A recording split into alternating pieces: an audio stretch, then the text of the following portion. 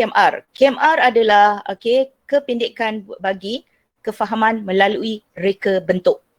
Kefahaman melalui reka bentuk. Bila kita kata kefahaman melalui reka bentuk, yang kita nampak carta ni, yang pertama merangkai titik-titik, pembelajaran bermakna, pembudayaan dan akhirnya kemenjadian murid. Ini adalah hasil daripada taklimat oleh bekas kita punya ketua pendidikan, ketua pelajar Malaysia, iaitu Datuk Dr. Amin Senin. Semasa di kolokium peringkat kebangsaan. Di sini sebenarnya, kerana kalau kita tengok sekarang ni dalam PDPR, memang salah satu yang digalakkan adalah project based learning. Project based learning iaitu pembelajaran berasaskan projek. Sebenarnya dalam PDPR memang sangat-sangat digalakkan cikgu buat project based learning. Nanti saya akan beritahu macam mana sebenarnya project based learning boleh dijalankan dalam PDPR. Bila kita kata KMR ni, dia ada merangkai titik-titik. Dia merangkai dan juga sebelum merangkai dia ada merungkai. Nanti cikgu akan tengok antara istilah silahnya lah. Merungkai maknanya dia buka, dan dia merangkai maknanya dia cuba cantumkan. Ada juga pembelajaran bermakna. Pembelajaran bermakna ni dia tambah lagi dua. Dia tambah lagi dua asas daripada 4K1N. Kalau 4K tu dia ada komunikasi, kolaboratif, kritis dan kreatif. Saya ulangi 4K tu tadi kan. Komunikasi, kolaboratif, kreatif dan kritis. Tapi bila pembelajaran bermakna, dia tambah lagi dua. Maknanya pembelajaran akan go beyond the classroom, outside the classroom, keluar daripada bilik darjah, iaitu yang pertama ialah karakter dan yang kedua ialah kewarganegaraan. Jadi dia akan menjadi 6C. Di sini yang kita katakan tentang pembelajaran bermakna. Tapi bila kita rujuk dalam internet sebenarnya, pembelajaran bermakna dia akan go beyond the 6C. Dia banyak lagi lah. Tapi yang apa yang diambil oleh KPM, dia 6C. Maknanya komunikasi, kolaboratif bukan kooperatif, komunikasi, bila dah ready after 1 week tu, you come back. And hello. Komunikasi, kolaboratif, kreatif, kritis, karakter, sasiah, dan juga kewarganegaraan, citizenship. So dekat sini bila kita kata deep learning, maknanya melibatkan 6C. Dan yang ketiga adalah pembudayaan. Maknanya KMR ni bukan setakat untuk tugasan modul 6 saja. So it means that selepas ni cikgu boleh teruskan menjadi amalan dan akhirnya menjadi budaya sekolah. Sebab untuk sekolah rendah terutamanya, memang kita tak ada UPSR lagi, telah dimansuhkan dan digantikan dengan PBD. Dan akhir sekali ia akan bertitik tolak kepada kemenjadian murid.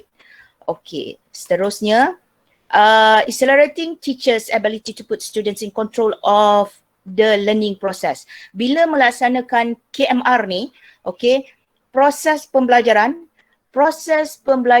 dimanipulasi oleh murid tu sendiri. Sebab penilaian akan diambil daripada proses, bukannya produk. Saya ulangi pemarkahan untuk penilaian pentaksiran ni akan berlaku semasa proses tersebut, bukannya hasilnya. Bila kita kata hasil, dia akan jadi kepada the product. Bila kita mengambil markah berdasarkan produk, itu adalah projek. Projek boleh berlaku di luar bilik darjah. Tetapi KMR berlaku 100% dalam bilik darjah. Dalam bilik darjah. Dan kalau dalam PDPR maknanya dia boleh berlaku secara semasa PDP tersebut. Bukannya di luar PDP. Saya ulangi KMR ni berlaku dalam bilik darjah. Cuma beza dengan projek, bila projek murid boleh menghasilkan apa saja without the control of the teachers. Tanpa kontrol guru, tanpa pengawasan guru. Dia nak buat apa saja, kita tentukan, dia buat projek, dia buat ni. Tetapi bila KMR, dia mesti di bawah pengawasan guru. Okay, di bawah pengawasan guru. Maknanya the proses sebelum sesuatu tu dihasilkan di bawah pengawasan guru. Tu beza antara projek dan juga KMR. Bila kita kata KMR ni, kenapa pula KMR? Sebenarnya bila kita kata pentaksiran bilik darjah berasaskan projek ni, okay, dia ada 3 di Malaysia. Yang pertama ialah KMR. Yang kedua adalah projek. Dan yang ketiga ialah baccalaureate. Baccalaureate ni tak ada kena-mengena dengan sekolah bantuan kerajaan sebab ia involve sekolah international. Jadi bagi KPM dia ada 2 saja. Yang pertama ialah KMR, yang kedua ialah projek. Tadi saya kata projek dengan KMR berbeza. KMR adalah project based learning, pembelajaran berasaskan projek, Tetapi bila kata projek saja, ia bertumpu kepada hasil yang terakhir. Kalau suruh buat robot, penilaian akan berdasarkan hasil yang dah siap, robot yang dah siap.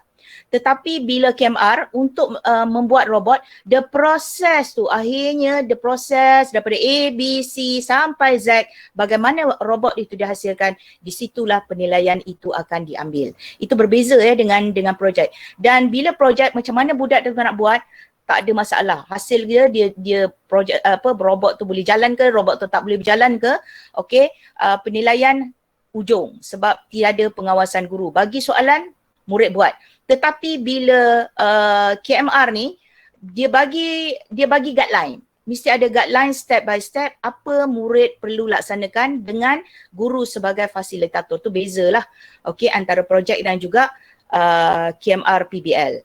Okey, bila kita kata KMR PBL ni, okey, modul 6. Modul 6 cikgu, dia akan berkait dengan modul 7, dia akan berkait dengan modul 8. Modul 6 ialah unpacking curriculum. Okey, KMR ni ialah merungkai kurikulum. Dia punya keyword di sini ialah merungkai kurikulum. Bila modul 7 ialah digital resource tools and resources. Segala apa yang cikgu buat untuk modul 6 ni, cikgu ambil gambar, ambil video pendek. Sebab ia amat berguna untuk modul 7. Sebab modul 6 ni, modul 7 ni, sekolah akan diminta membina learning management system. Dia akan melibatkan guru ICT. Guru ICT adalah seorang yang akan masuk untuk modul 7. Jadi, kalau sekolah dah ada learning management system, sama ada dalam bentuk Google Classroom ke, dalam bentuk Schoology ke, dalam bentuk Padlet ke, memang cantik, gambar upload saja dekat situ. Okey?